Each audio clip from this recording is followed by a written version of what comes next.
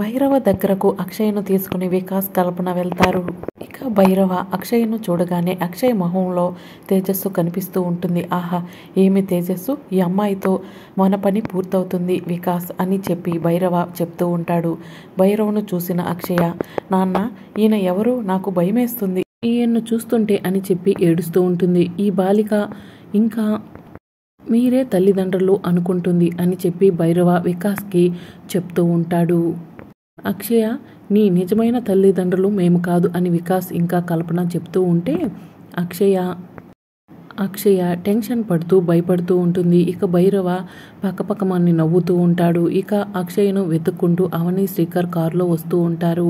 వికాస్ ఈ అమ్మాయితో మన పూర్తి అయిపోతుంది, అమ్మాయి మొహంలో తేజస్సు చక్కగా కనిపిస్తుందని చెప్పి భైరవ చెప్తూ ఉంటాడు. మరి రాబోయే ఎపిసోడ్లో ఏం జరుగుతుందో తెలుసుకోవాలనుకుంటున్నారా? అయితే ఛానల్ని సబ్స్క్రైబ్ చేసుకోండి.